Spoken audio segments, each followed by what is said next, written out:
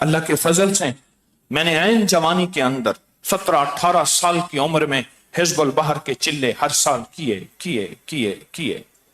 ایک وقت ایسا آیا حزب البحر ایسی زبان پہ کہ ایک دن میں 365، ایک دن میں. اب بھی کئی بے شمار ہیں، میں نہیں، اب بھی ہیں، مجھے ملے ہیں، اس مجمع میں بیٹھے ہیں جو ایک دن میں 365 پڑھ لیتے ہیں. میں کون سا کوئی باکمال انسان ہوں؟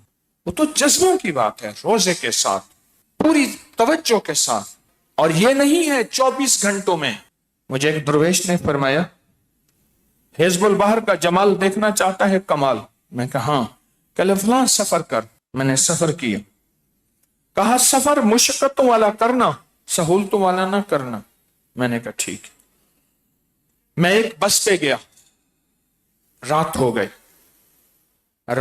گئی تو میں نے ہوٹل تلاش کی. 15 روپے پہ مجھے چارپائی ملی رات کو ٹھکانے کے لیے. کوئی تکیہ وغیرہ نہیں تھا. اور چارپائی کی جو پائنتی تھی وہ بجلی کی موٹی تاروں سے کسی ہوئی تھی.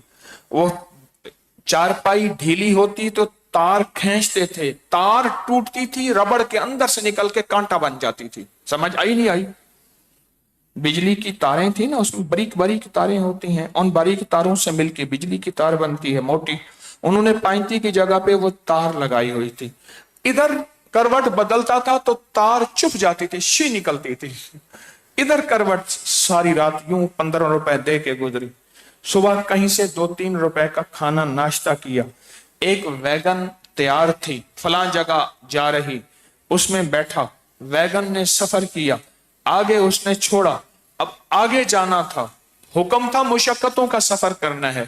آگے ایک ہائیسٹ تھی نا، ایک ڈالا تھا جس میں جانور، اس میں اوپر چھت پہ جگہ ملی. اس نے کہا بھائی خواتین نیچے بیٹھیں گی، مرد اوپر بیٹھیں گے. اس نے کہا ٹھیک ہے. اوپر جگہ ملی، اوپر بیٹھا ٹانگیں لٹکا کے، پاؤں لٹکا کے. اب سفر جاری ہے.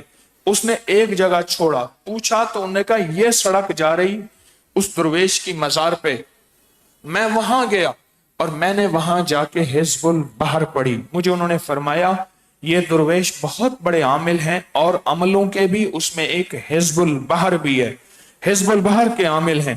جب تو حزب البحر پڑھے گا اور اگر واقعی تو نے پڑھا ہوا ہوگا، تجرباتی ٹیسٹ لے رہے ہیں چلے میں، اگر تو نے واقعی حزب البحر کی ہے اور درد یقین اعتماد اعتقاد مجاہدے کے ساتھ، کس کے ساتھ؟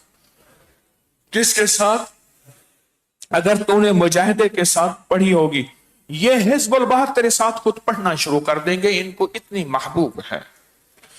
اور اگر تو نے مجاہدے کمال توجہ کے ساتھ، جذبوں کے ساتھ نہیں پڑھی ہوگی تو بس ٹھیک ہے، اللہ صاحب قبر کو، صاحب مزار کو حزب البحر سنا دے گا، پر تو نہیں سن سکا کہ یہ تیرے ساتھ نہیں پڑھیں گے. اب آگے سنیں، درود پاک پڑھ. میں نے جا کے حزب البحر پڑھی. اب سمجھ آئی انہوں نے مجھے قربانیاں کیوں کروائی تھی. مثلا میں کوئی گاڑی لے لیتا، یا کسی کی گاڑی ہوتی یا میری ہوتی، گاڑی میں سہولت سے شیشے بند ہیں، لاجواب گیا، گاڑی کا دروازہ دھوم دھماکے سے ہوا اور میں ڈاؤن ڈاؤن کرتا ہوا وہاں پہنچا، اور وہاں پہنچتے ہی جناب میرے ساتھ جائے نماز ہے اور میں خشوع خضوع سے سمٹ کے بیٹھا، اور گل نہیں بڑھنی، بات نہیں بننی. پہلے ایک ویگن کا سفر، بس پرانی تھی، ہر تیسرے قدم پہ تو رک جاتی تھی، دور سے بندہ ہاتھ کھڑا تھا بس رک جاتی تھی.